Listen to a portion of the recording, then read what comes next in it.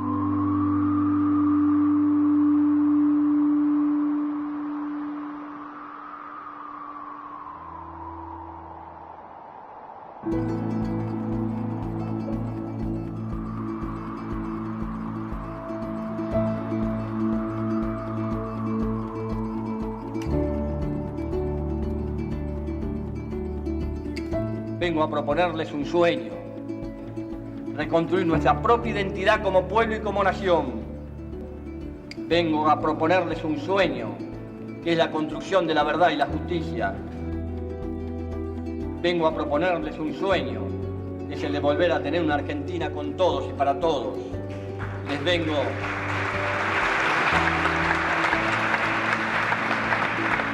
vengo a proponer que recordemos los sueños de nuestros patriotas fundadores y de nuestros abuelos inmigrantes y de pioneros, de nuestra generación que puso todo y dejó todo, pensando en un país de iguales.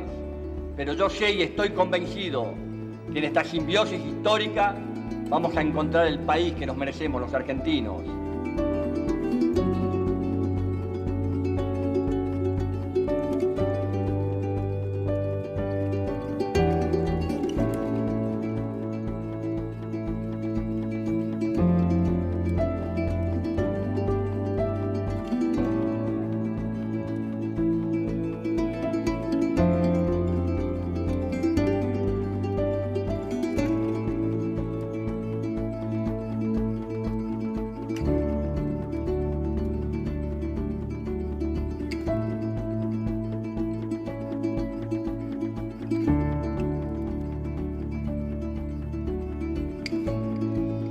Yo, Néstor Carlos Kirchner, juro por Dios, nuestro Señor y estos santos evangelios, desempeñar con lealtad y patriotismo el cargo de presidente de la Nación y observar y hacer observar fielmente la Constitución de la Nación Argentina.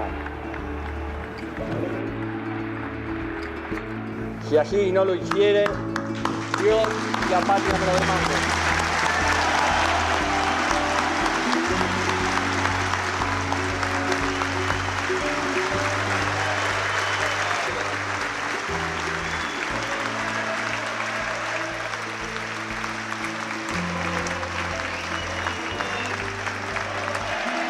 Formo parte de una generación diezmada, castigada con dolorosas ausencias.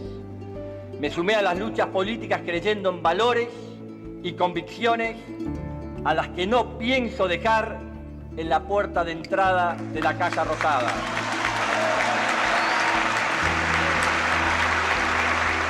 Vengo a proponerles un sueño.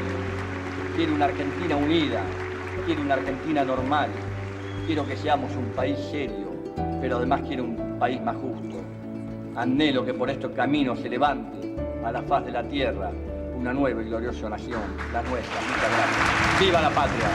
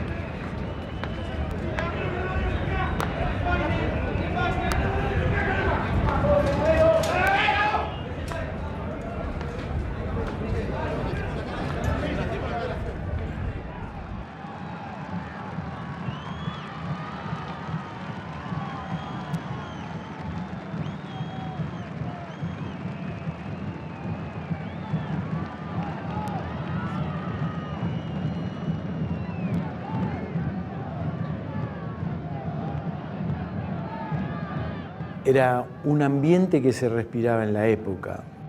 Yo me acuerdo que la militancia en ese momento eran reuniones de estudio. Estudiábamos a Abelardo Ramos, Fernández Arregui y muchas otras cosas.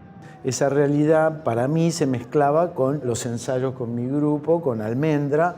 Entonces esos dos mundos convivían dentro mío con mucha ebullición.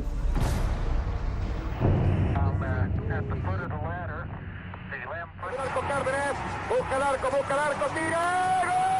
En el mismo momento que yo iba a ver a Almendra al Astral, me preguntaba qué coincidencias podía haber entre la Revolución Cubana y el peronismo. Era una verdadera revolución que abarcaba todo, el arte, la estética, el cine. Una etapa de clara conciencia de esta construcción en conjunto, de un mundo diferente, de un país mejor, también de riesgo y también de mucha esperanza, digo, no casualmente nacieron muchos hijos y muchas se llamaron victorias, ¿no? Creo que el ser militante implicaba soñar.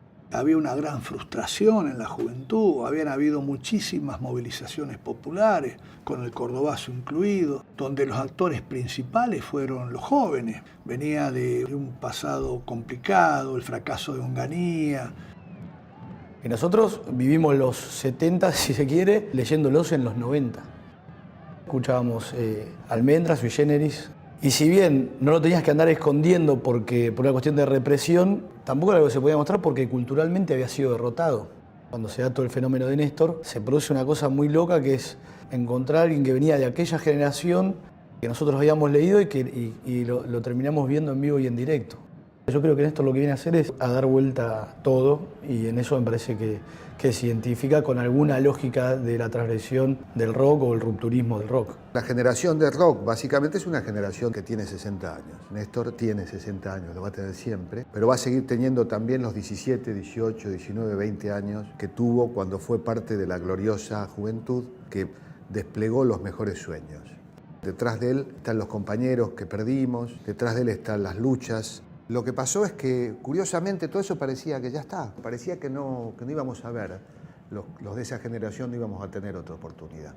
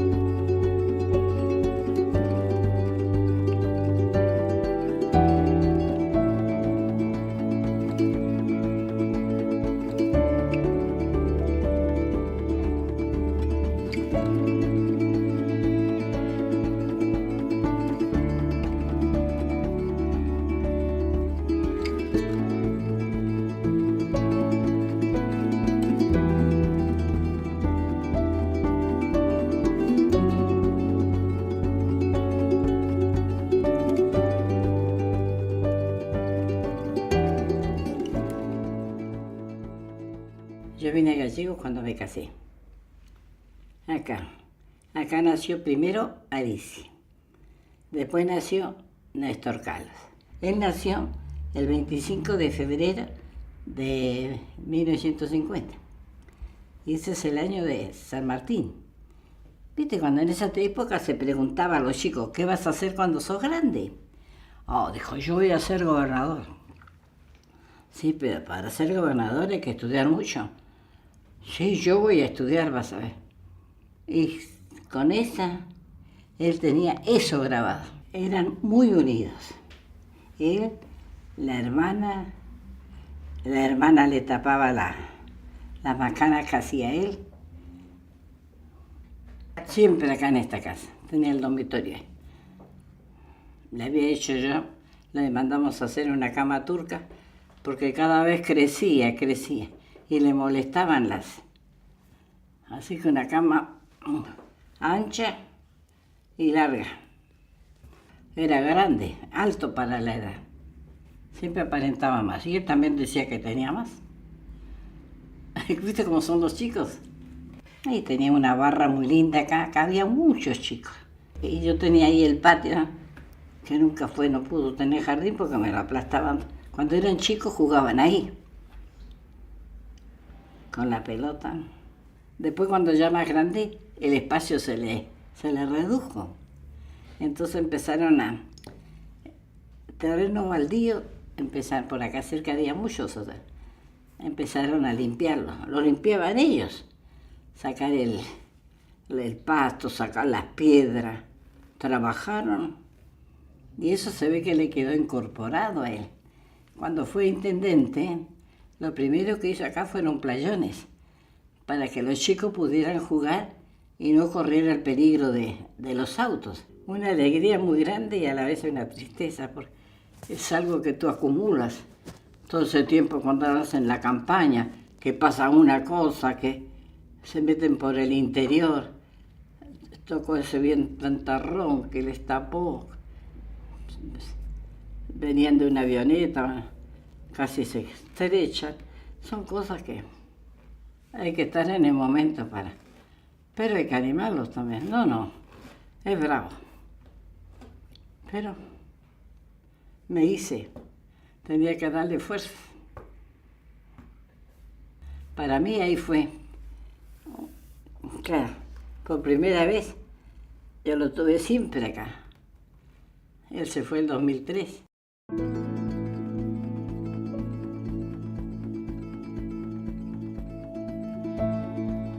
Por mandato popular, por comprensión histórica y por decisión política, sabemos que esta es la oportunidad del cambio, de la transformación profunda. Nos han educado durante mucho tiempo para la impotencia, para el no se puede. Nos quieren hacer creer que lo nuestro nada vale, que no tenemos la capacidad o la constancia para valernos como nosotros, como país. En el día de la fecha hemos tomado las decisiones institucionales que nos permitirán destinar nuestras reservas de libre disponibilidad al pago de la deuda total con el Fondo Monetario Internacional.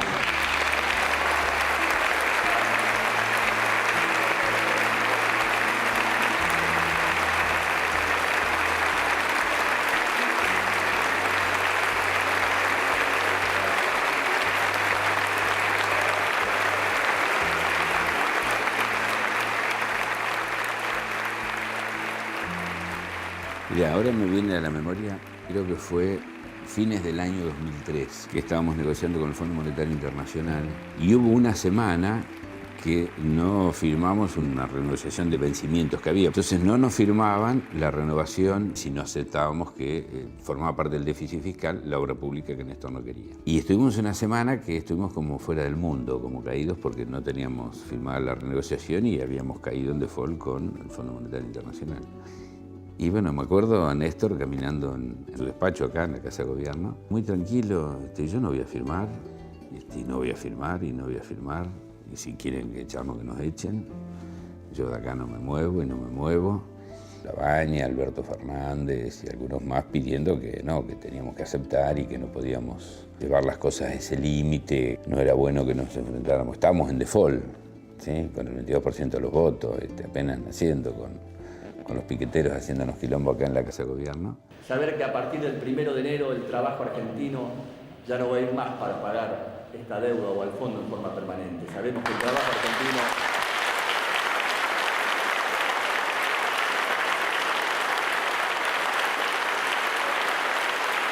cuando estemos levantando las copas ese 31 de diciembre, sabemos que el trabajo argentino estará volviendo a los argentinos.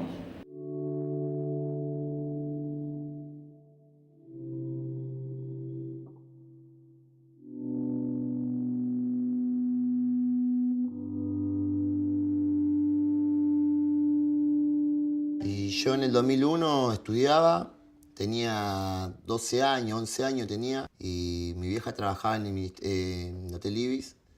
Y bueno, estaba jodido en esa época, que se quedó sin trabajo. Había estado desempleado mucho tiempo, mis primos me habían ofrecido para ir a trabajar con ellos para vender flores. Era una fábrica de tinturas, donde trabajaban alrededor de 300 compañeras.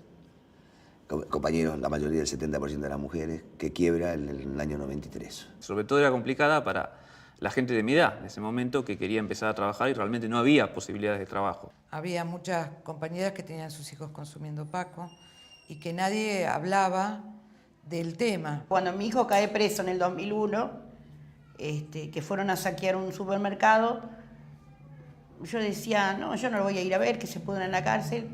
Y Alicia me convenció, me dijo que no, que era mi hijo, que yo tenía que ir a verlo. Y sí, tenía razón. Yo estaba enojada con mi hijo, pero no me daba cuenta que no era él el culpable, sino lo que estaba pasando también, ¿no? Como todos los días iba a vender, yo tenía más o menos un minuto para poder vender cuando paraba el semáforo. Y salía a rebuscármela en la calle, abría puertas de taxi, hacía malabares. Una chica se me acercó a hablarme, nunca le pregunté el nombre. Me preguntó si tenía 2 minutos para contestarle qué opinaba del país, del desempleo. Pensamos en lo más fácil, quizás en algún punto, que era emigrar. No había cañería, no había luz, no había corriente. Bueno, los compañeros de una otra forma tenían oficio en albañilería, electricidad, plomería. Fuimos reconstruyendo esta fábrica para producir y generar un taller textil. Suena el teléfono en mi casa a las 8 de la mañana. Me piden si podía esperar 2 minutos, que me van a pasar con alguien. No me dijeron con quién. Cuando me pasan, la voz era inconfundible. Lo primero que me dice es, ¿cómo es que vos te querés ir de acá, de Argentina? Yo te conozco, enanito, me dijo. Siempre te veo que vos estás trabajando desde muy temprano hasta altas horas de la noche, trabajando dignamente, y me acuerdo que hace este gesto. ¿Usted de verdad me va a ayudar a mí, que no soy nadie? Él se largó a reír. Y es muy digno vender flores, dice, pero yo no quiero que vos vendas más flores, dice, yo te quiero ayudar. Dieron trabajo a mi vieja en el Ministerio de Desarrollo Social, laburó mi hermano, Metropolitano, en Constitución, y me ayudaron a mí con útiles, ropa, todo para la escuela. En este momento, Secretaría de Derechos Humanos, yo trabajo como abogado en las causas de delitos de lesa humanidad. Yo pensaba que a lo sumo me iban a dar un trabajo de limpieza y nunca me imaginé que iba a estar en un lugar tan importante, que él me iba a poner en un lugar tan importante como es documentación presidencial. Hay todo un equipo de gente que atiende los casos, que contiene, que ayuda, que asiste, que hace trabajo territorial, donde se trabaja con toda la realidad del país. Es el lugar donde se reciben las cartas de toda la gente que le mandan a los presidentes. O sea, todas las personas tienen sus respuestas. Yo leía cartas, llegué a leer hasta 200, 250 cartas por día. Donde él corriera, porque esto es literal lo que digo. Él, como ustedes lo veían en un acto, que a lo mejor tropezaba o se llevaba algo por delante, detrás, íbamos nosotras corriendo, atendiendo lo que nos indicara, lo que él nos señalara.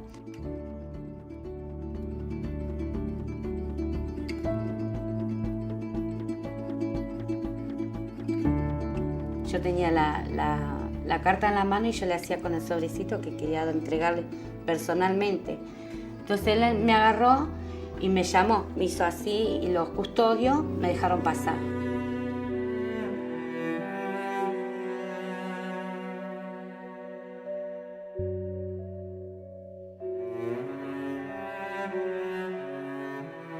En el año 2003, el doctor Néstor Kirchner viene acá a la Posta de Hornillo a declarar Patrimonio de la Humanidad a toda la quebrada de Humahuaca.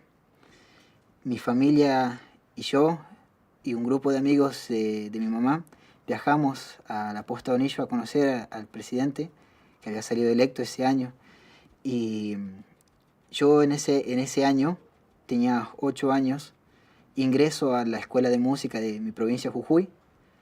Y en esa escuela me dan opción de elegir un instrumento. Yo opto el violín, pero yo sin tener un instrumento propio y sin tener medios económicos para poder adquirir ese instrumento. Mi madre, en un cupón de una empresa de comercio acá, en Jujuy, le escribe una carta en un cupón chiquito, le escribe la situación mía, de que necesitaba un violín porque quería estudiar. Logro escabullirme entre medio de tantos periodistas y funcionarios que había en el palco y logro entregársela en manos al presidente. En marzo de 2004 me llega una encomienda que me las traen mis tíos con el instrumento dentro. Yo siento que mi responsabilidad con ese instrumento es inmensa porque las manos de las que vino no es una persona. No es que ese instrumento me lo regaló una persona cualquiera, me lo regaló el presidente.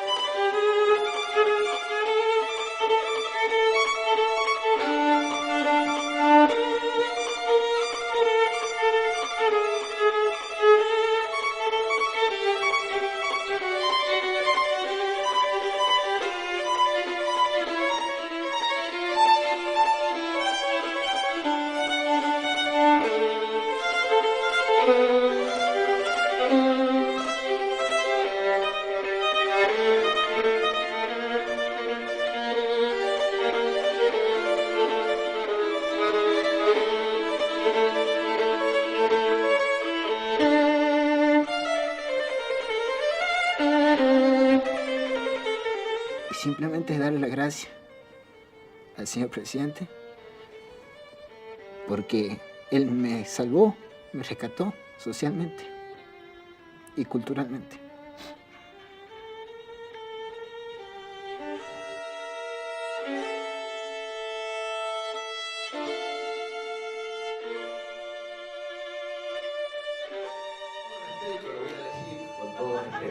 Mirá lo que dijo Joaquín Morales Solá. Y yo lo miro y digo, ¿qué querés que diga? Digo, no puede decir otra cosa. Tengamos fuerza en nuestras ideas. Nosotros los vamos a leer a ellos y después terminamos analizando los artículos de ellos. ¿Por qué no empezamos a escribir nosotros? ¿Por qué no levantamos nuestra voz nosotros? ¿Por qué no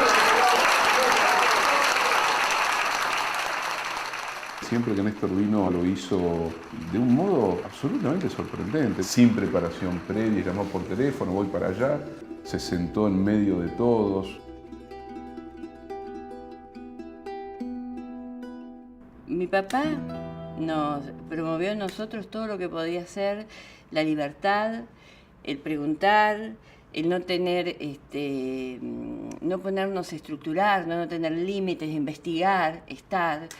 Y mi mamá, el no bajar los brazos, la fortaleza, ¿viste? Cada uno puso de lo suyo. El resultado ha sido Néstor, que la verdad que yo creo que mi papá estaría muy, muy orgulloso. Bueno, yo, mi hermana más chica. Néstor me lleva 12 años. Alicia me lleva 15. Sí, y me va a matar porque... No sé, para mí eran mis dos hermanos, tanto Alicia como Néstor, mis ídolos, porque, bueno, en el caso de Néstor fue mi segundo papá.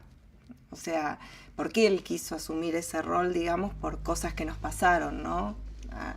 A nivel familiar, cuando falleció mi papá y demás. Y él estuvo conmigo en los momentos más importantes de mi vida.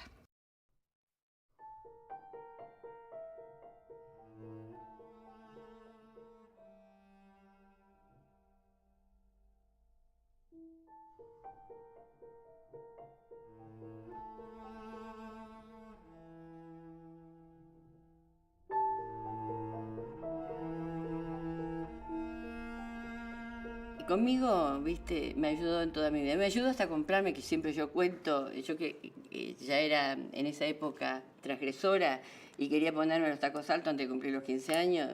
Obviamente mi madre no quería, nos daban plata semanalmente, yo la gastaba, mi hermano la ahorraba, que era una característica de él, siempre le tocó luchar en la municipalidad, en el gobierno, después a nivel nacional, y me compró mis primeros tacos altos para facilitar mi transgresión.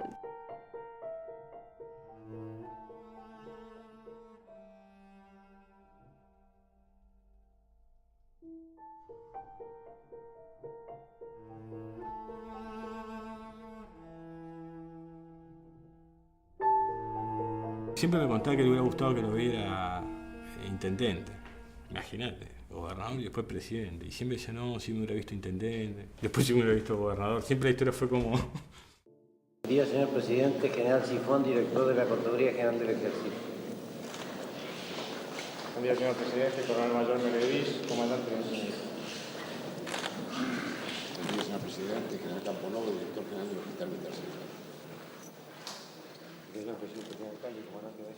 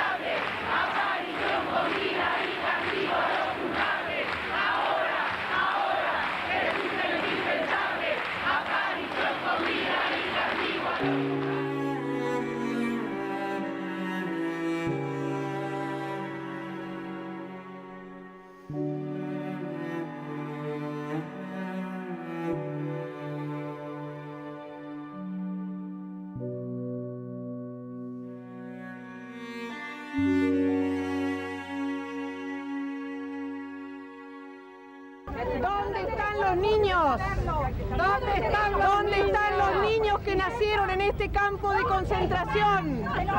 ¿Dónde están nuestros nietos?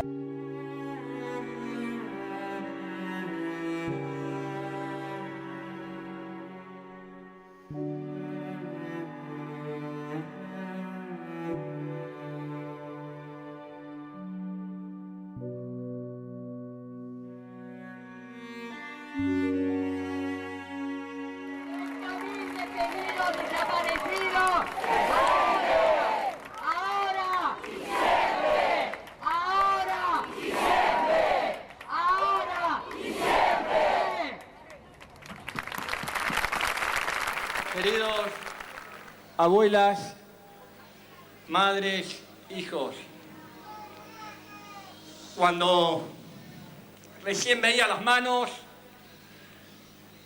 cuando cantaban el himno, veía los brazos de mis compañeros, de la generación que creyó y que sigue creyendo en lo que quedamos, que este país se puede cambiar.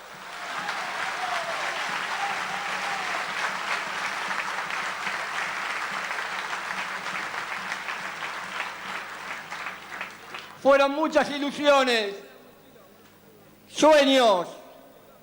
Creímos en serio que se podía construir una patria diferente. Y también, cuando escuchaba a hijos recién, también vimos la claudicación a la vuelta de la esquina. Porque es difícil, porque muchos especulan, porque muchos están agazapados, y muchos esperan que todo fracase para que vuelva la oscuridad sobre la Argentina, y está en ustedes que nunca más la oscuridad y el oscurantismo vuelva a reinar en la patria.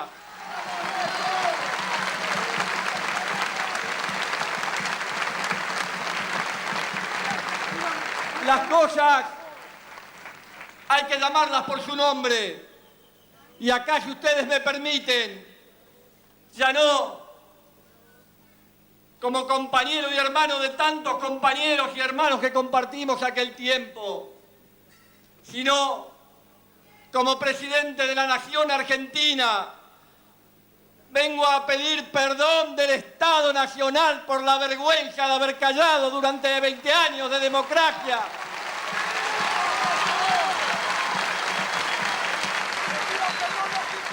Y a los que hicieron este hecho tenebroso y macabro de tantos campos de concentración como fue la ESMA, tienen un solo nombre: son asesinos repudiados por el pueblo argentino.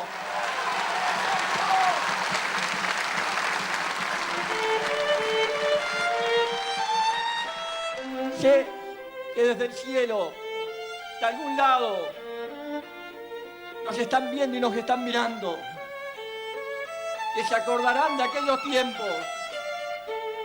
Yo sé que no estuvimos por ahí a la altura de la historia, pero seguimos luchando como podemos, soportando los aprietes que nos puedan hacer, pero no nos van a quebrar, compañeros y compañeras, aquella bandera y aquel corazón que alumbramos de una Argentina con todos y para todos, va a ser nuestra guía. Por eso, hermanos y hermanas presentes, compañeros y compañeras que están presentes por más que no estén aquí, gracias por el ejemplo de lucha, y que en esta Argentina se vuelva a recordar y a recuperar y a tomar como ejemplo aquellos que son capaces de dar todo por los valores que tienen. Y hubo una generación en la Argentina que fue capaz de hacer eso, que ha dejado un ejemplo, que ha dejado un sendero, que ha dejado sus vidas, que ha dejado sus madres, que ha dejado sus abuelas, que ha dejado sus hijos. Hoy están presentes en las manos de ustedes. Muchísimas gracias y abracémonos fuertemente por un país distinto.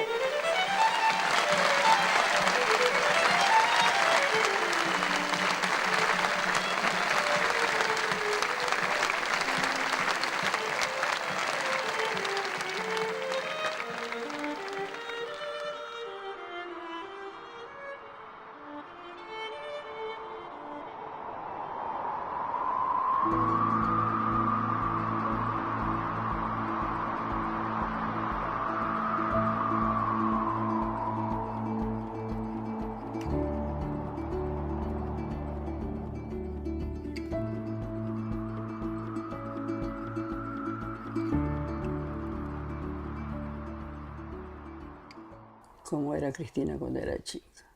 Muy traviesa. Rebelde. Yo tenía 4 años cuando llegué, Cristina 10, y sí transcurrió, bueno, la mayor parte hasta que Cristina se fue al sur y bueno, sí, acá nos criamos en el barrio de Tolosa. De chica empezó, como yo también empecé a los 16 años a militar, en aquel entonces ya, y ella también. Ahí conoció después a Néstor, estudiando, lo conoció.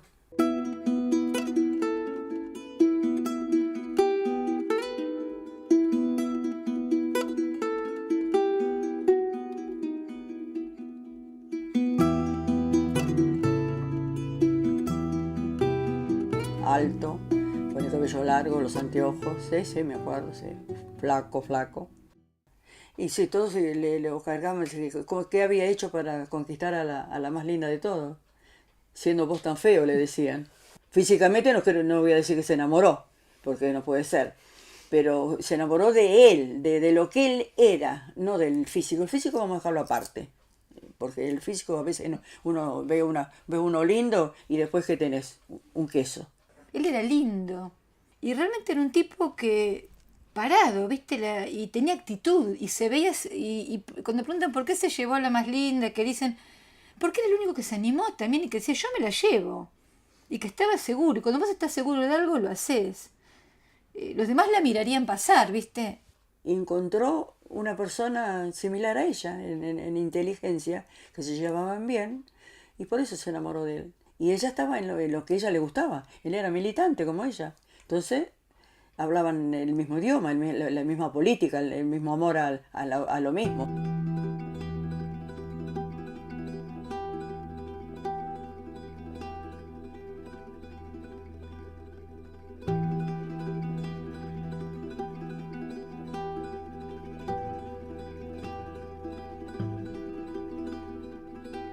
Queremos darle la más calurosa bienvenida a esta hermosa ciudad de Mar del Plata, deseando que estas jornadas de trabajo fructifiquen en la construcción de un escalón más que jalona el camino de este proceso de cumbre de las Américas.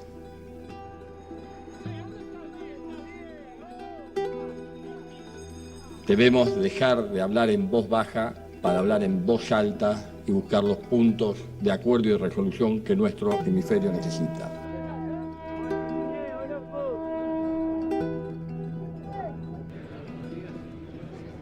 En nuestro país, con mucho esfuerzo compartido, pero sin ayuda alguna del Fondo Monetario Internacional, hemos logrado importantísimos avances en esta lucha por la equidad. Hoy, lo que se le niega a la Argentina no son ya fondos o nuevos préstamos, que no hemos solicitado y obviamente ni pensamos hacerlo.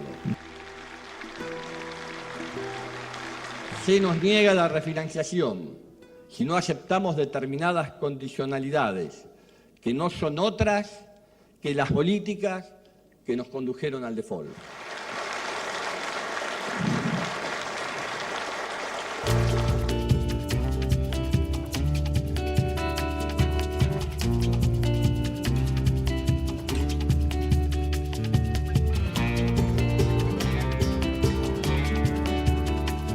Aquí en Mar del Plata está la tumba del Alca.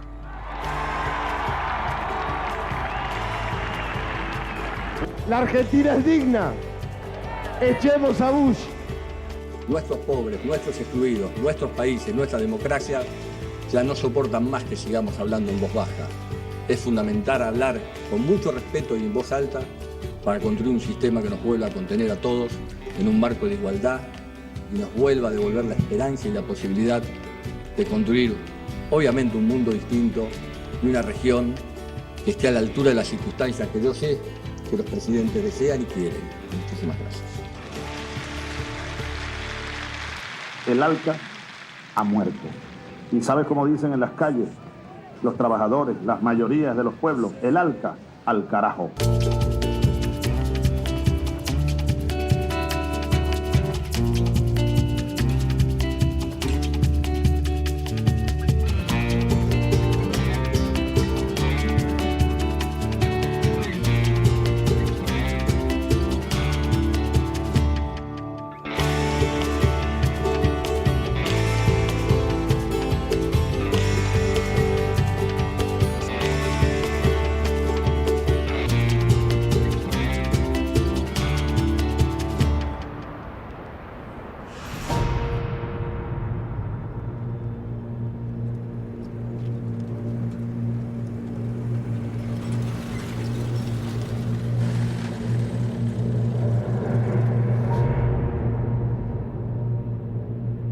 quiero que quede claro que como presidente de la Nación Argentina no tengo miedo, ni les tengo miedo,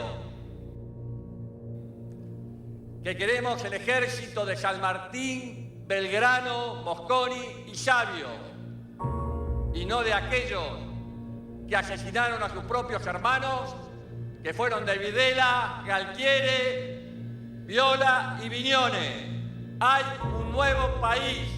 Necesitamos soldados comprometidos con el destino de la patria. Y como presidente de la Nación Argentina, vengo a reivindicar un ejército nacional comprometido con el país y alejado definitivamente del terrorismo de Estado.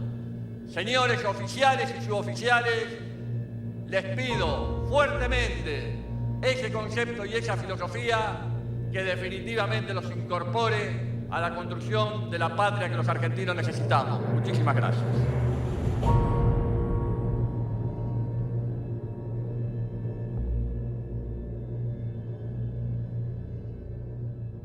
Porque antes, en el 55, en el 76, ya nos hubieran puesto 3 bayonetas y estaríamos en algún barco bajo tierra, muchos de nosotros. Ahora, la pelea la dan distinta. Los fierros siguen existiendo, pero los fierros son mediáticos. Y actuar en el primer día sin ningún tipo de...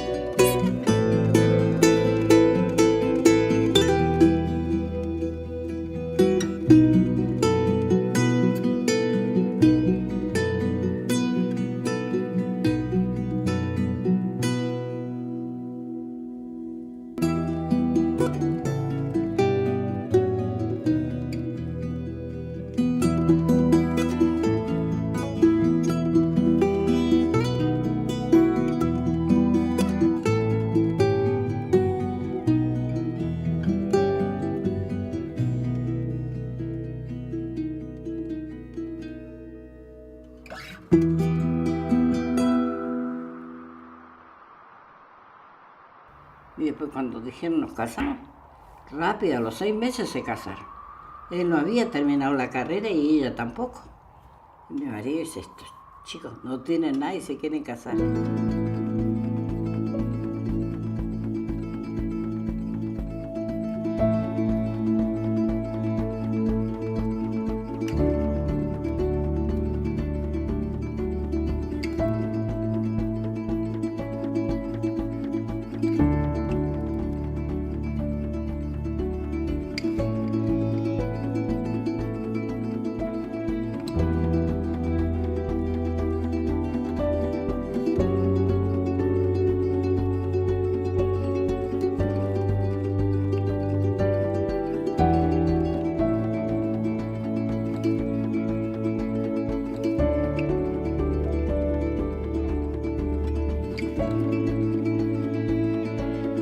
Se casaron en Citibel, en la casa de mi cuñada. Sí, me acuerdo. Cantaron la marcha peronista y mi marido era radical, te imaginas, ¿no?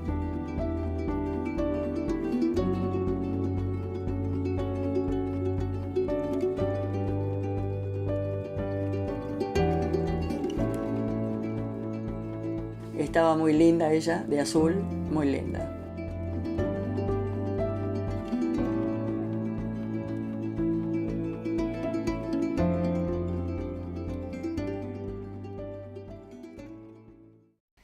Se fueron porque se tenían que ir, se fueron porque en la casa habían también, le habían dado asilo a Chiche, a Carlos la Bolita y a Gladys.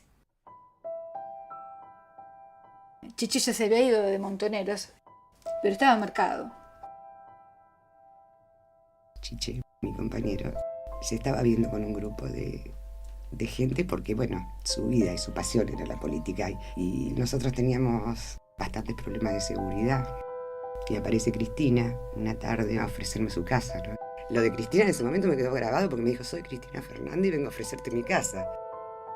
Bueno, y un día Carlos lo toman preso. Obviamente pasó lo que le pasó a toda esa generación de militantes, lo torturaron y desapareció y bueno, había que irse porque estaban cerca. Carlos y Gladys estuvieron viviendo en la casa que yo alquilaba durante un largo tiempo. Pasamos juntos la noche del golpe. Estuvimos juntos en una pensión tratando de salvar nuestras vidas. El día del golpe militar del 24 de marzo de 1976. Y compartimos ideas, esperanzas. Y hoy quería estar con ustedes en el pueblo de él, este pueblo que él tanto amaba, junto con su compañera. Y de alguna manera les quiero decir que voy a tratar de hacer por las Flores lo que seguramente él hubiera hecho si estaría acá con nosotros.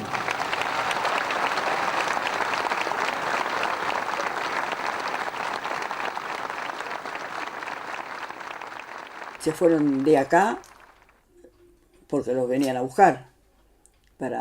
No, te imaginas que si lo estaban buscando, cuando vivían en Citibel, en un chalet que era de nosotros, ellos vivieron ahí, se fueron justo justo se fueron a Río Gallego, la verdad. Dios quiso que fuera así. Y allá los tomaron, los agarraron y los encerraron. Sí me acuerdo que una de las veces que no sé, que él estuvo detenido, a mí me daban la comida y yo se la alcanzaba, estaba en la comisaría y yo se la llevaba. Dice que ella anotaba en la pared los días para saber los días que pasaban. Los pasó muy angustiada ella también, sí, pobre, sí. Fue muy triste eso.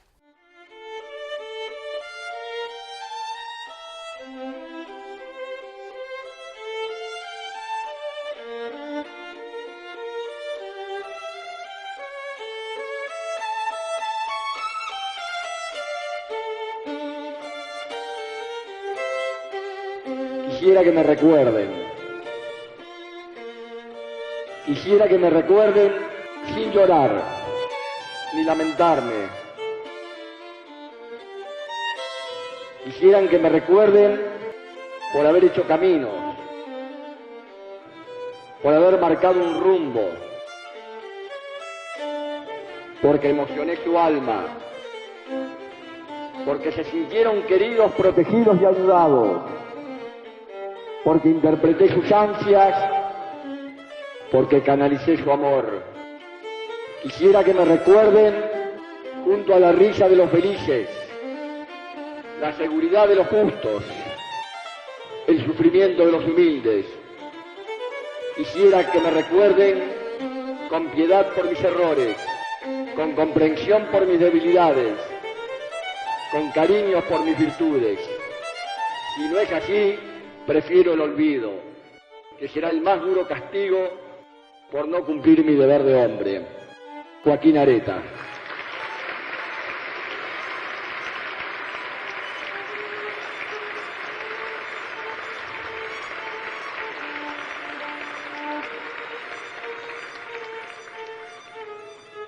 Me sentí absolutamente comprendido en estas palabras que rompen toda temporalidad y que marcan un absoluto compromiso con la Argentina que Joaquín y tantos querían, como todos ellos, y estamos seguros que junto a las generaciones que están llegando vamos a poder construir paulatinamente el país que nosotros nos merecemos.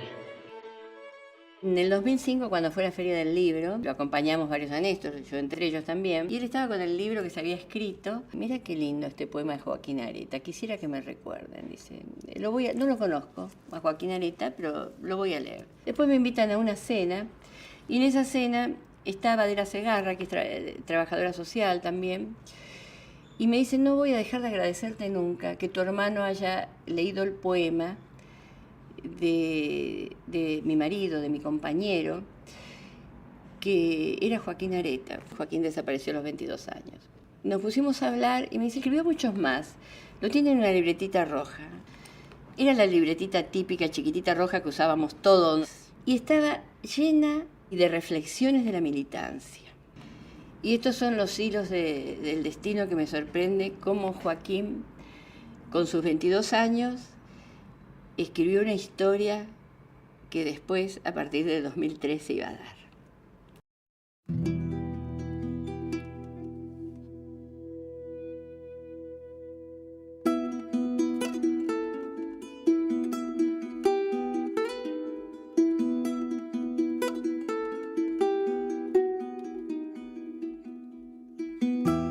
El nene nació a los 2 años casada. Cuando nació el nene, nosotros le decíamos, Cristina, tienes que terminar. Porque Néstor quería que se recibiera. Ella no se quería recibir. Ella no tenía mucho interés. Él la obligó a que viniera a recibirse. Entonces, o dejaba el niño acá que se lo cuidara yo, o lo llevaba a La Plata que se lo cuidara su mamá.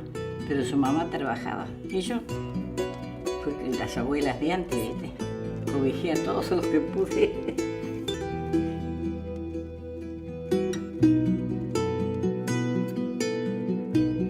Mi abuelo me llevaba a ver el tren siempre. Yo quería ir a ver el tren cuando salía el viejo tren de ICF. Estaba sobre la ría, la terminal, y siempre mi abuelo me llevaba a ver el tren. Me hablaba todo el día, me hablaba mi abuelo. El padre para él era... y la madre, todo. Media fanática nomás con el tema del colegio y todo ese tipo de cosas, mi abuela, pero bueno, después también sabía que me ayudaba para que cuando los otros miraran estaba todo bien, ya igual, ya que cuando miraban Néstor y Cristina ya venía todo mucho mejor, digamos.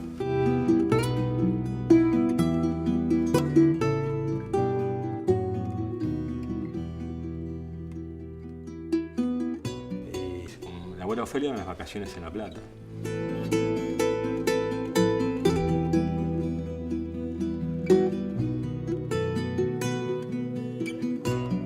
Soy la sobrina, la hija de Alicia. Nos criamos como hermanos, de Máximo, Romín y yo, porque mi mamá, mi papá y mis tíos trabajaban un montón, entonces nos criaba prácticamente mi abuela. Para mí los pilares de mi casa siempre fueron mi abuela y mi tío, en ese sentido. Nos inculcaron siempre o valores, convicciones, que peleemos por las cosas que nos gustaban, que queríamos, que pensábamos que eran buenas. Él tenía todo eso que nos inculcaba como valores. Y en un marco serio, esto es así, la vida es así, ustedes no se pueden abandonar, ustedes son familia, se tienen que acompañar, pero esto toda la vida. Si hay algo que todo el tiempo decía mi tío era que la política es la única que puede transformar las realidades de la gente, entonces está bueno que la gente se interese.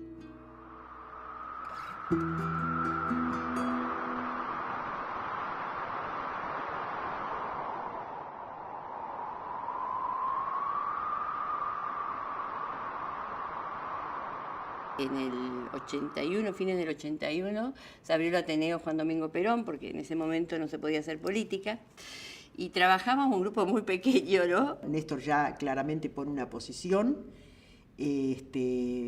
como Juventud Peronista. Bajo la consigna de la lista del pueblo y Ateneo al gobierno y el pueblo al poder.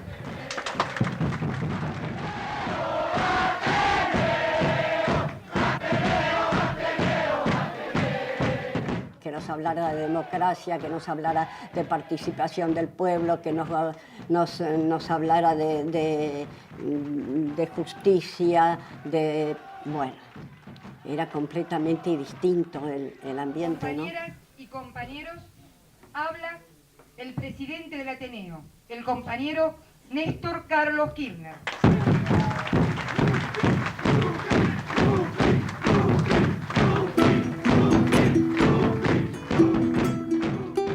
Se llamaba Lupín por unas caricaturas que venían en unas revistas y se parecía mucho, entonces empezaron a decir Lupín, Lupín, y para nosotros toda la vida, y sigue siendo para nosotros Lupín.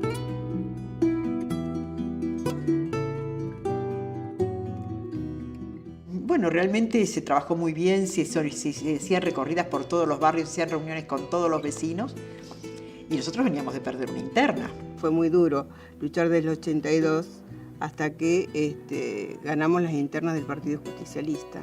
Después ganamos el Consejo Local y después se ganó la Intendencia de Gallegos. Cuando asumió como intendente yo tenía 10 años. Iba en el auto con él, él tenía unos cuadernos estos anillados, todo este tipo de... Y iba, imagínate, no había celulares, digamos. O sea, era teléfono fijo y nada más. Y pasábamos por un bache, por ejemplo, íbamos un domingo, íbamos a comprar comida, pastas o algo para comer en familia, y agarrábamos un bache o andaba el semáforo o estaban quemadas las luces de alguna plaza y decía se quemó tal foquito y anotaba. Agarraba el teléfono fijo y llamaba, decía muchachos, bache acá, esto acá, esto acá, esto acá. Y así iba por todos lados. Por eso yo aprendí que la política tiene que ver con lo cotidiano.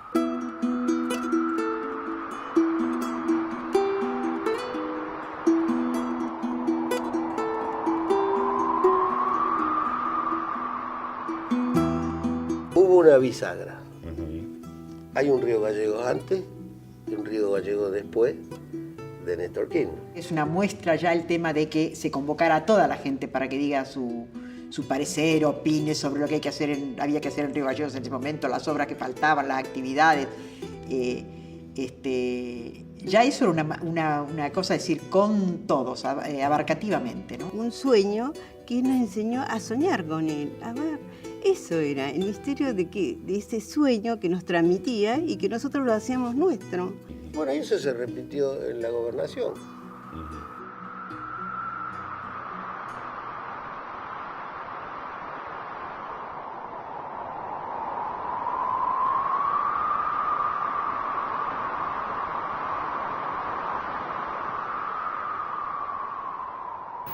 Yo, Néstor Carlos Kirchner, juro por Dios, nuestro Señor, la patria, y ante estos santos evangelios, desempeñar con lealtad y patriotismo el cargo de gobernador de la provincia de Santa Cruz, para el que he sido elegido por voluntad popular, cumpliendo y haciendo cumplir, en cuanto de mí dependa, la Constitución Nacional y la Constitución Provincial.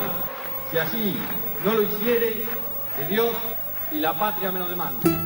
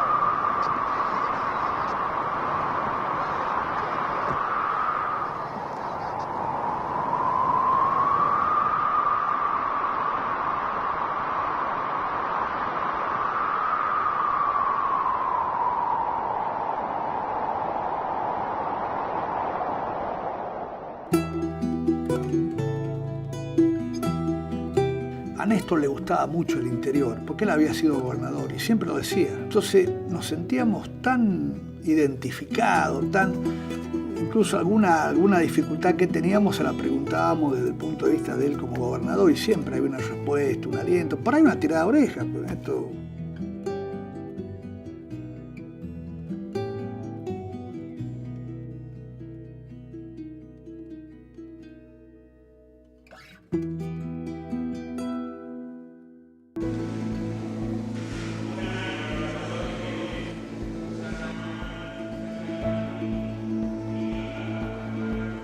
Cuando nace Florencia hay una revolución. Modificó y potenció todo, digamos. Y fue la luz de los ojos de él, digamos.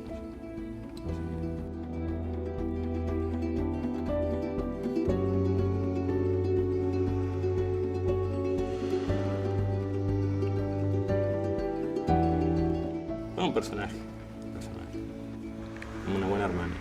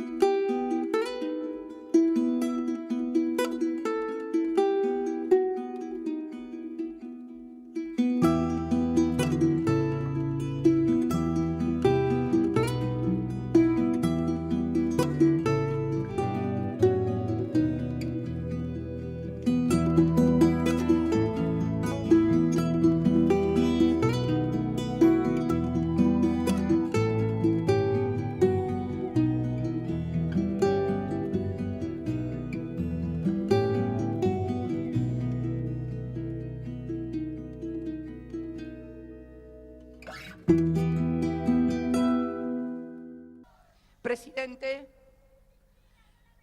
quiero decirle que no tengo que tomar ninguna bandera porque siempre la he tenido en mis manos, como usted, desde siempre.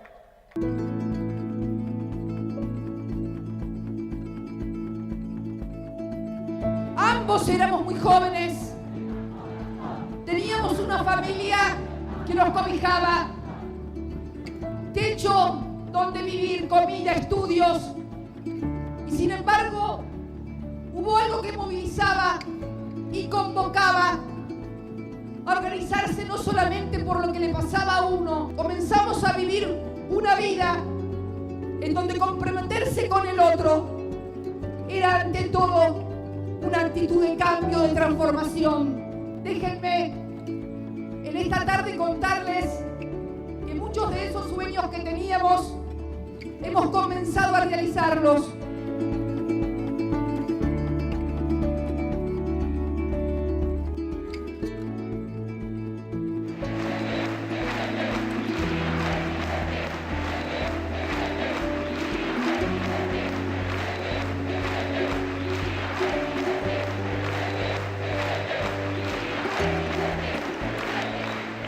Quiero agradecerle a él algo que para mí es lo más importante.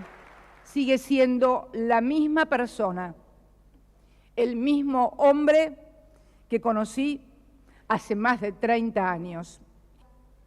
Sigue creyendo y teniendo las mismas esencias, el mismo compromiso y el mismo coraje con el que lo conocí.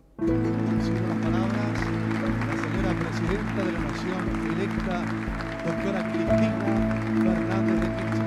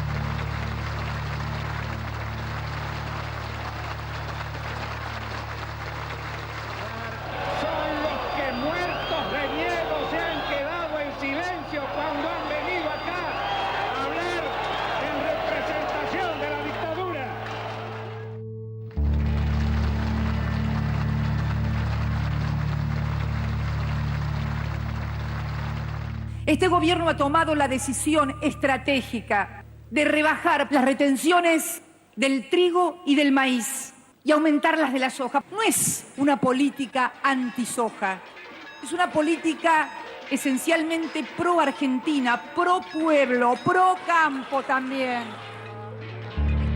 Ante una nueva confiscación a la producción agropecuaria, con la excusa de desacoplar los precios internos de los internacionales, las entidades de la producción expresamos nuestro rechazo y convocamos a medidas de protesta en todo el país.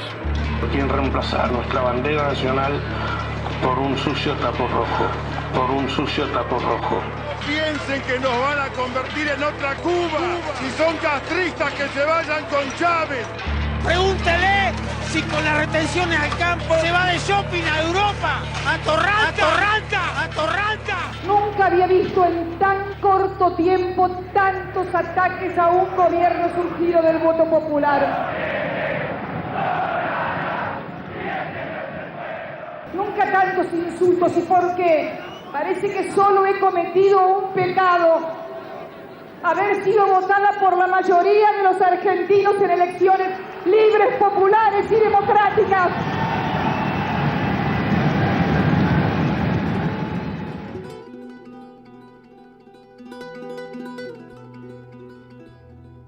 Hablan de democracia y cortan las rutas. Hablan de democracia y desabastecen a los argentinos.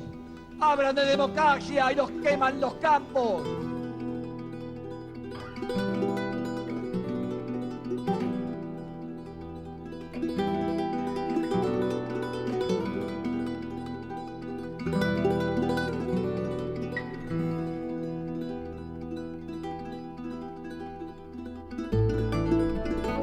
Ahí está ese título de Clarín, histórico paro del campo, para un movimiento que no puede ser llamado ni paro ni del campo.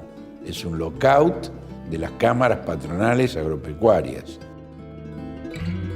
Los trabajadores argentinos tenemos como principio fundamental la lealtad a quienes que a partir de una política llevada adelante nos ha devuelto a los trabajadores parte de la dignidad. En nombre de la democracia, en nombre de la Constitución, en nombre de las leyes, liberen las rutas y dejen que los argentinos volvamos a producir y trabajar.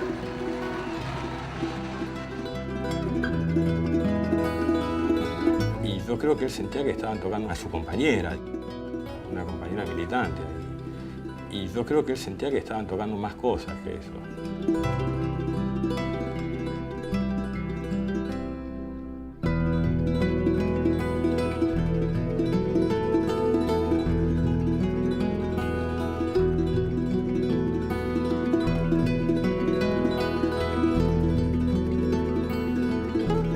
Fue una presión inmensa. Era un costo altísimo, mi hermana la pasó muy mal. Montonera, grasa, cabeza, todo escrito, era todo olivos, digamos. Así eran escritos, así era muy gracioso, digamos. Un odio. Y aparte porque se le animaban a una mujer. Con esto era otra cosa. El facho es eso, digamos. No es una cuestión política. El facho realmente también tiene eso con la mujer, ¿no? La mujer escondida para esto, digamos, sin poder hacer nada, vestido largo y ojo con lo que haces. Voy a enviar al Parlamento de la Nación un proyecto de ley. No venimos a apretar a nadie, ni venimos a especular. Respetamos la decisión del Congreso Nacional, sea cual fuere. 36 votos afirmativos, 36 votos negativos, empate.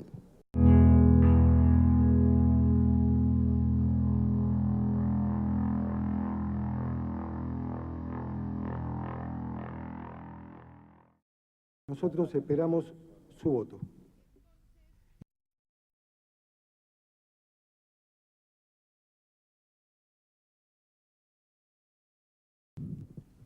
Que la historia me juzgue. Pido perdón si me equivoco. Mi voto no es positivo, no es positivo, no es positivo, no es positivo, no es positivo, no es positivo. El día del voto de Cobos, muere Cacho Vázquez, que era su amigo de toda la vida. El dolor pasó por otro lado ese día. Ese es uno de los corolarios de la 125, cuando termina la 125 para nosotros. No sé, para mí el momento ese fue, se metieron con todos, no tuvieron límites.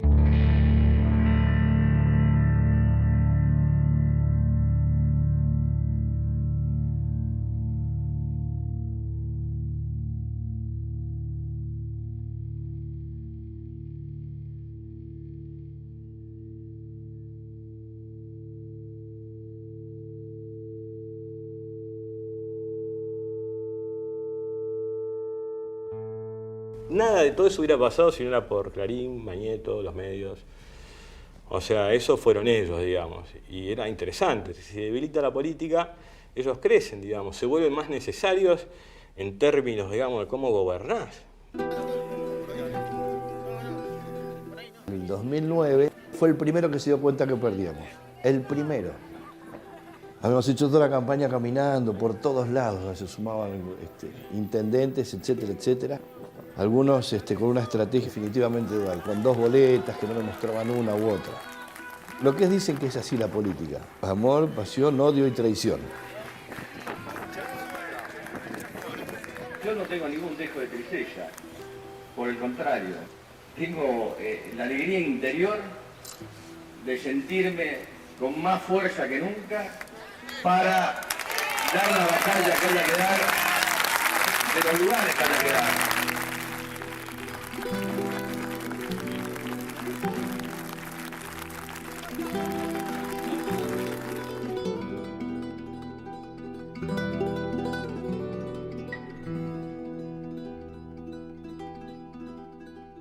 Acércate un poquito más con la cámara al gráfico. Esto que estás viendo es la primera vez que lo vas a ver en la televisión argentina. Y quizás sea una de las últimas veces que lo veas. Porque ningún canal pasaría esto al aire. ¿Sabés qué es esto? Esto es técnicamente un mapa de medios. Mirá cómo se vinculan todos. Vamos acá, vamos a este redondelito. Grupo Clarín tiene la totalidad del diario Clarín, el 50% de Teis Sports, el 50% de TSC, el 99,2% de Artear, que a la vez tiene el 50% de Carburando, el 30% de Ideas del Sur, el 100% de Canal 13, que también tiene la mitad de Polka, la mitad más 1 de TC2000, el 30% de Patagonic, Papel Prensa, la mitad, el proveedor de papel barato subsidiado por el Estado más importante. ¿Asociados ahí con quién? Con el Diario de la Nación. Estos son los tipos que manejan gran parte de tus horas libres, de tus deseos, de tus ganas de consumir, de tus simpatías políticas y lo que es peor de todo, de tu libertad. Es de ustedes, es de todos los que queremos vivir en una Argentina más democrática. Es también en nombre de los 118 periodistas detenidos, desaparecidos durante la dictadura y que con su vida dieron testimonio de lo que es el verdadero ejercicio de la libertad de prensa. Muchas gracias a todos los que durante tanto tiempo esperaron, trabajaron y lucharon por este momento. Muchas gracias.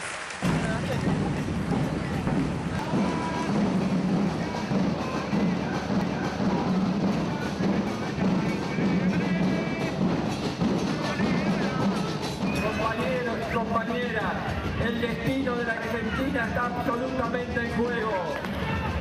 Tenemos enfrente una oposición muy particular.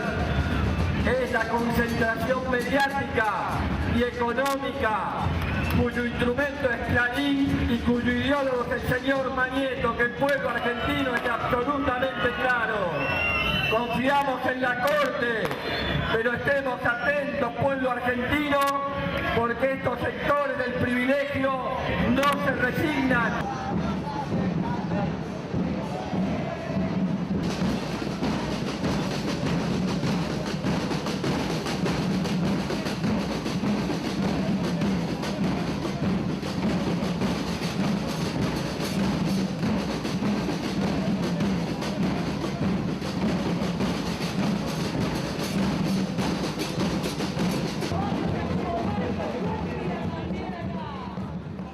honestidad confieso que en 26 años de democracia nunca vi tanta distancia entre lo que el ciudadano vive como realidad y lo que el ciudadano supone es su realidad a partir de la imagen que crean los medios. Pero tampoco vi nunca en 26 años tanto descaro en el que un grupo de legisladores asuma al pie de la letra recitando el discurso de las empresas.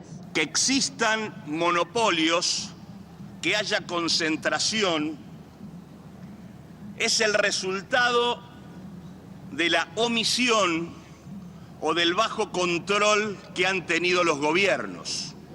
Lo inteligente para este Parlamento es legislar de la manera más adecuada para desbaratar esos monopolios. De eso se trata esta ley.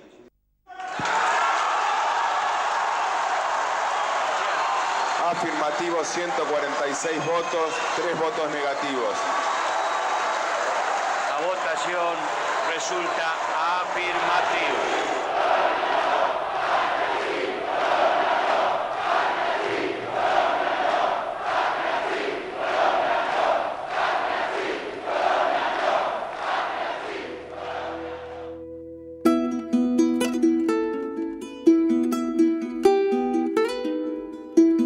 Él veía en los compañeros que tenían necesidades que el Estado tenía que salir en busca de ellos para resolverlo. ¿Qué hay que hacer con eso? Meter las contradicciones sociales dentro del Estado para transformarlas en política de Estado.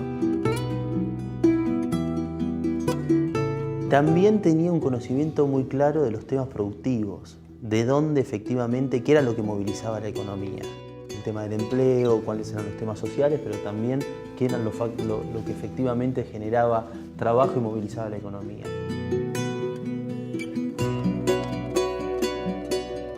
Hoy tenemos alrededor de 1000 compañeros trabajando en diferentes rubros de las cooperativas. La política sí impacta en la vida diaria de nosotros. Uno está acostumbrado quizás a imaginarse la política como un proyecto macro, pero a veces también las implicancias micro hacen que una política a una persona la engrandezca simplemente por ser parte de un proyecto. Cuando nos convocan a ser parte de este nuevo proceso que se generó en Argentina, donde nos vuelve a hablar de la patria, de los trabajadores, de eso, yo creo que ese es el mensaje que nosotros al menos tomamos y cómo empezar a acompañar este proyecto de inclusión hacia todo el conjunto del pueblo argentino. La que nos recibió fue Cristina en el Comedor Los Pibes. Ella se comprometía que lo iba a meter en la agenda política y lo hizo. Gracias a Dios trabajo, estoy laborando en el Ministerio de Salud, que es lo importante, y nada, voy a empezar a estudiar, así termino la secundaria. Y así fue creciendo mi hijo, con su violín, la música, y a nosotros esta historia, mi familia la llevamos muy presente, con mucho orgullo. Tener un trabajo digno y también de asimismo de poder ayudar a otra gente. Volví a creer, volví a tener confianza y ganas de quedarme. Tenía por qué quedarme.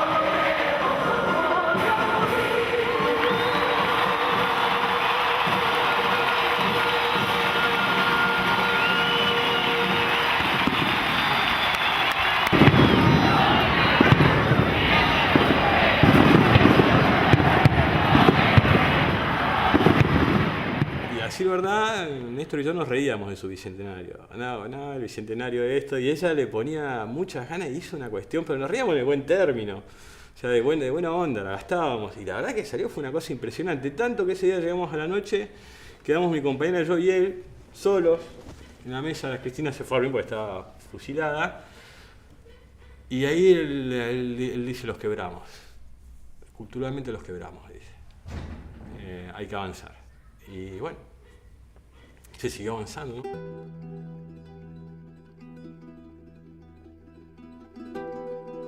Hemos decidido proponer al Consejo de Jefes y Jefas de Estado de UNASUR el nombre del doctor Néstor Kirchner, expresidente de la Nación Argentina, como candidato para asumir la Secretaría General del organismo.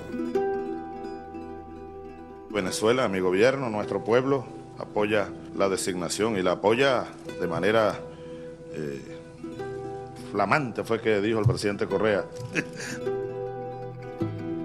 Recuerdo cuando Néstor, en un gesto que aplaudimos mucho, porque nos representó la dignidad de nuestro pueblo, le dijo a Bush, ahí en su cara le dijo, no nos vengan aquí a patotear. América del Sur nació unida y por muchas cosas de la historia, o nos hemos dividido, nos fueron dividiendo. Y creo que el nombramiento del secretario general de UNASUR es saldar en parte esa deuda histórica de seguir construyendo el sur del continente en la unidad y la solidaridad. En otras palabras, yo entiendo que es como el primer presidente de Sudamérica. Y después de 200 años nos damos cuenta que era importante unirnos. Que las futuras generaciones lo recuerden. Sabemos que lo vas a hacer. Buena suerte, que Dios te acompañe en esta inmensa tarea. Felicitaciones.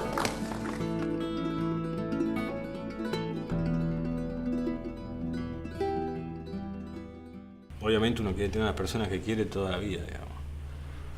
Pero también está en la vida de él, digamos, su vida, como la quería vivir él. Si uno vive hablando de lo colectivo y todo, tiene que estar dispuesto a resignar partes de la vida de uno, digamos.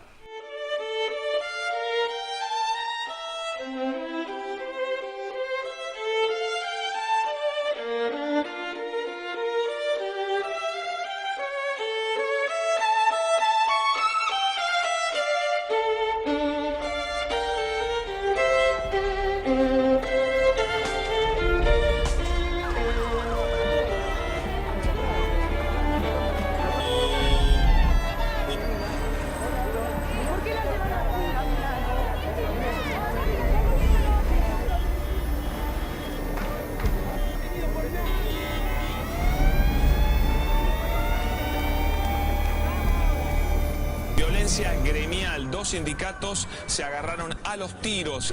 Un chico muy jovencito, desvanecido, un militante del Partido Obrero que estaba aquí haciendo causa común con los tercerizados. Los incidentes comenzaron cerca de la estación Avellaneda, pero el desenlace sangriento se produjo en el cruce de Luján y Perdiel, en el barrio de Barracas.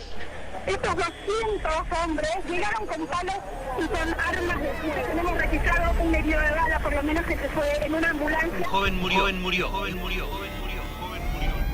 Un militante del Partido Obrero que estaba aquí haciendo causa común. Un joven murió.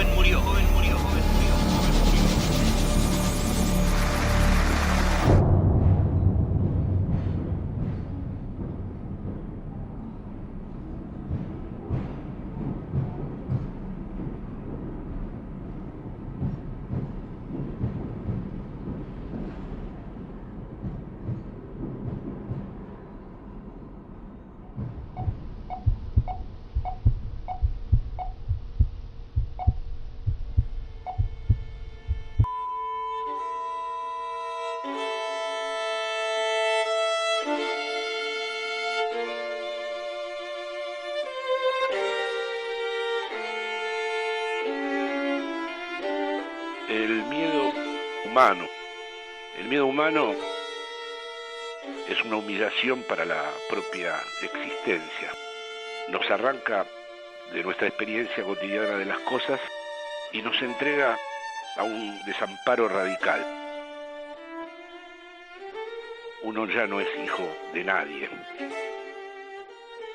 Es hijo del miedo. Existir asustado es romper con lo que nos arraiga a la vida y nos vuelve una criatura oscura. Ese miedo radical que tiene que ver con un enemigo que va a gozar con tu propia muerte.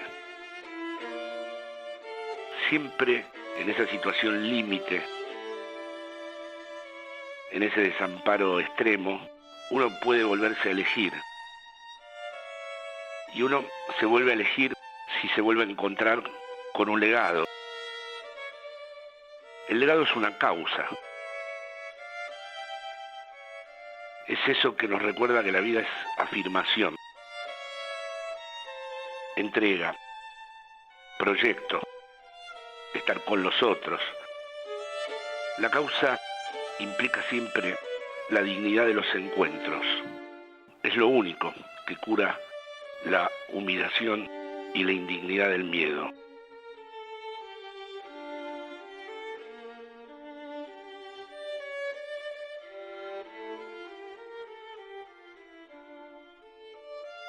No se sale del miedo si no se lo acepta. Nadie llega a franquear la experiencia del miedo si no lo ve primero en su propio rostro.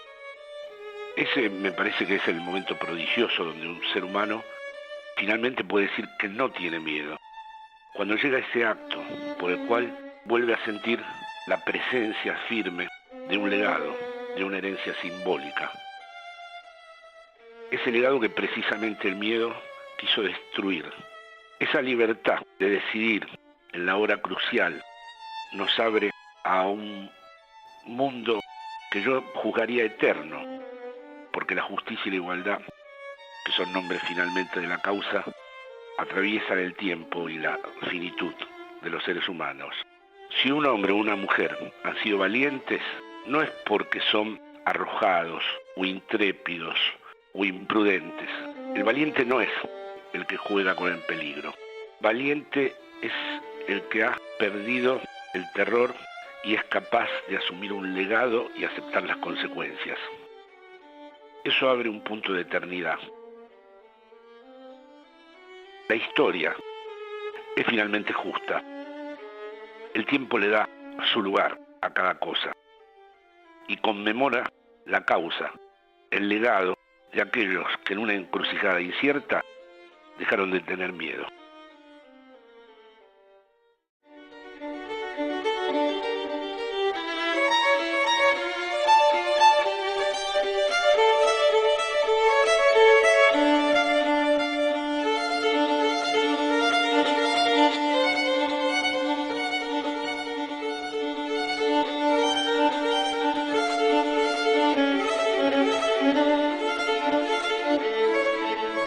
Abrazamos fuertemente la democracia, el derecho a tener posiciones acertadas o equivocadas.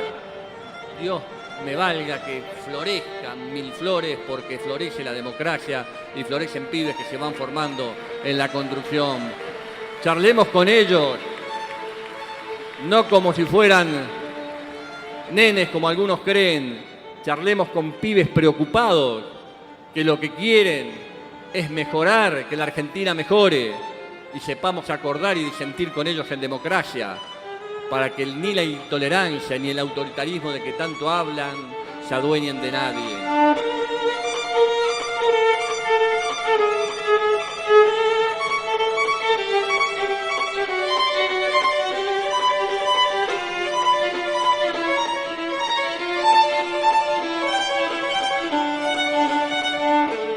No tengan miedo. Coraje, que hay un nuevo amanecer, una nueva patria. Demostrémosle a todos. No dejemos a la presidenta sola en esa batalla. La tienen que acompañar todos ustedes. No hay que mirar al costado. Mucho orgullo, mucha dignidad, mucho principio. Volvamos con fuerza a la utopía. Volvamos con fuerza a la incorporación de las nuevas generaciones. Y no especulemos, no tengamos miedo. Es la patria la que nos pide.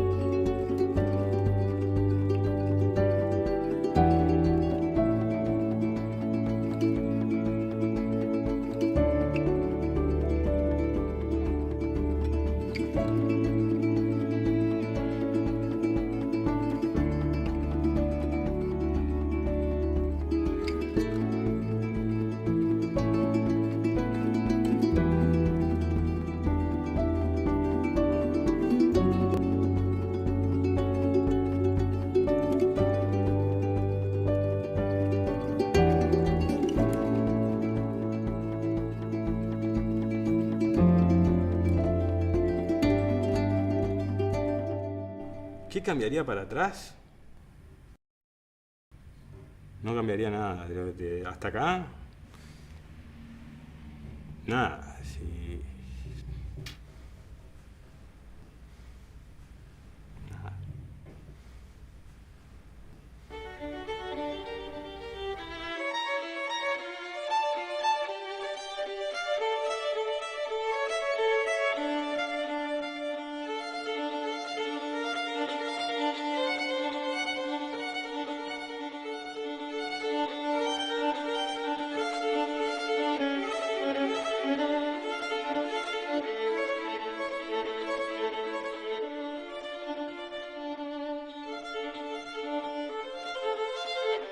Parate, compañero. Recordá los amores que eran del aire. El aire son dos tigres. Uno pasea tierno por tu casa. El otro bebe agua en el fondo de vos. ¿Oíste? No es posible que sigas viajando como si nada a la muerte. Que entregues tu corazón, tu píloro, tu joya, como si esta historia se hubiese terminado a los piecitos de tu frente. Cuchillos vuelan de vos alrededor del sol, alrededor del sonoro hermanito, alrededor de mi mesa, vuelan como los delegados del calor que cae de tu tierrita a vos. ¿Qué decís? ¿Qué estás diciendo o parlando? Sos un corazón parado en el porvenir. Estás hablando del porvenir. Te hundiste para volver y hablar del porvenir. Cuando moriste, sembrabas una voz que lanza rayos, sueños, barcos al porvenir, lluvias llenas de bocas que hablan del porvenir, caen hojitas de tus huesos. Tu selva nunca se va a secar. Es como un cielo húmedo de voz, le crecen árboles adolescentes. Un árbol acaba de encender el mundo. El mundo saluda con el alma encendida, desaparece en tu dulzor. Ay, compañero cerrado y abierto por animales, bestias, y la muerte y tierrita que come tus cenizas para limpiarte cuando venga el sol, y subas y trabajes como el sol.